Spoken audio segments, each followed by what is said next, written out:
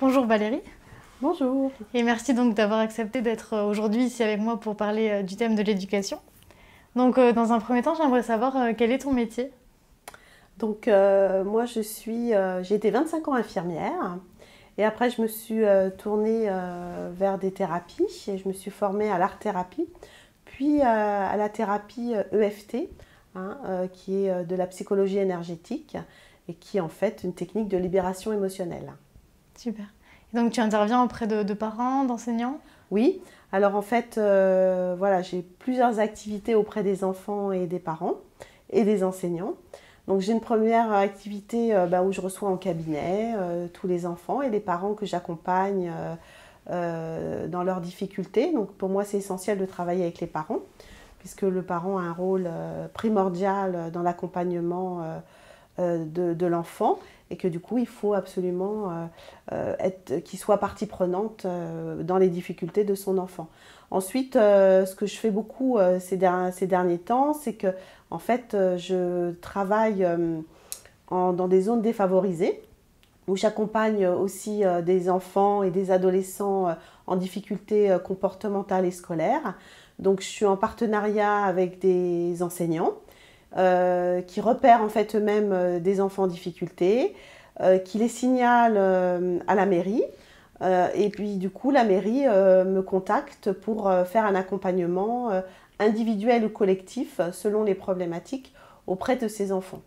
Donc là, j'utilise soit de l'art-thérapie ou de l'EFT en fait. Ensuite, je fais des ateliers. J'ai fait des ateliers cette année dans un collège. J'essaie vraiment de développer les ateliers de FT dans les collèges parce que mon expérience au cabinet me montre qu'il y a quand même beaucoup d'enfants et d'adolescents en difficulté. Et que je me dis, ils viennent me voir souvent quand ils vont pas bien. Hein. Et je me dis, c'est quand même dommage voilà, qu'ils arrivent là avec toute leur souffrance et qu'on n'ait pas pu éviter ça. Donc ce qui me tient vraiment à cœur aujourd'hui, c'est de faire de la prévention et du coup d'agir auprès de toutes les institutions, les écoles, les lycées, même les écoles d'étudiants, pour pouvoir transmettre des outils qui leur permettent d'apprendre à gérer leurs difficultés, leurs émotions, leur sensibilité, qui pourraient les empêcher de grandir harmonieusement en fait. Donc j'ai par exemple fait dans un collège, j'ai fait toutes les classes de 5e. J'ai divisé les classes en deux, donc ils étaient par demi-groupes. Et j'ai fait un atelier où justement je leur ai expliqué ce que c'est que l'EFT, qu'est-ce qu'était une émotion, quelles sont l'influence de la pensée sur le corps. On a fait plein de petits exercices.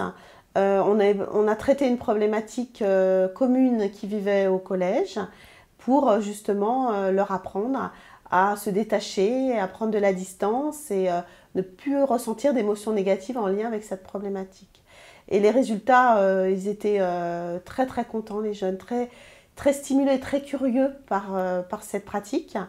Et à la fin de ces 10 ateliers, on a fait tout un bilan et 40% des enfants utilisaient l'EFT pour eux. Et il y en a même un qui nous a dit, ben voilà, ça fait longtemps que j'avais quelque chose à dire à ma sœur. J'ai jamais osé lui dire et là je l'ai dit. Et ça s'est bien passé, alors qu'il avait très peur de le dire. Donc là c'est une belle réussite. Du coup, on va renouveler ces ateliers dans ce collège pour l'année, la rentrée. Après j'ai fait des ateliers en lycée. Donc voilà, la directrice éthique doutait un petit peu de ce que je pouvais mettre en place. Et je lui ai proposé en fait de faire une conférence gratuite au lycée pour expliquer mon travail, ce que je pouvais apporter à tous ces jeunes. Et on ne savait pas trop, c'était sur le volontariat, on ne savait pas trop qui allait venir. Et en fait, il y avait 60 jeunes qui sont venus à la conférence. Donc c'est une conférence plus ciblée sur la gestion du stress et des émotions. Et du coup, on a proposé des ateliers pour les terminales qui étaient très stressés par le bac, mais aussi par leur orientation. Et qui vivaient vraiment les deux choses très lourdement. Et ça a plutôt été une réussite, puisque à chaque fois, ce que